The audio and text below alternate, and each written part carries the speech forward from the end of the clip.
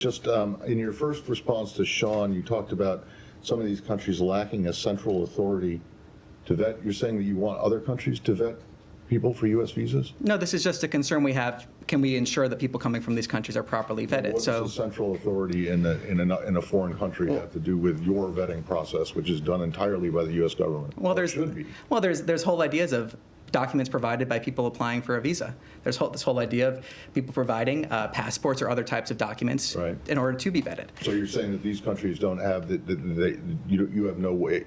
You have no trust in the viability or the authenticity of. Well, what I can say is that there's security concerns of our ability to properly vet people coming for a visa. That's what I can say. Okay, and then will anybody who currently has a visa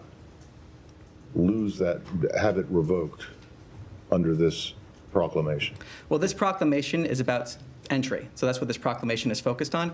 It's about visas. Well, it's about entries in terms of visas. Yeah. So I mean, if you're well aware, just having a visa doesn't mean you get into the country. Yeah, no. You're saying people here, correct? If I understood your question correctly. No, I'm saying people either here or who happen to be in, I don't know, Australia or something, but they have a visa and they are from one of these countries. Will their visas be revoked? Will anyone? Well, I'm not going to get into hypotheticals at this point in terms of that. What I can say again is that this proclamation is about a national security imperative, and visa determinations are a case-by-case determination.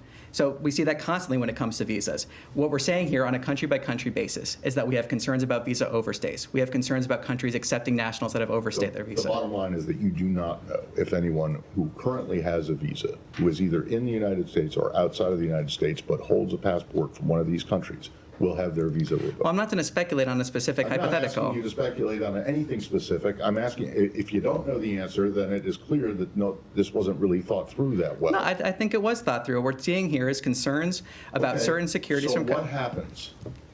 So what happens? Again, it's a case-by-case basis. You're asking me a hypothetical situation. It's a case-by-case basis. What are the instructions that have been sent out to embassies and how to deal with it? Well, I'm not going to talk about our internal communications. This is ultimately, fundamentally, a national security concern. These determinations are made on a case-by-case basis. No one's arguing with that. I've addressed that. I think we're going to, yes.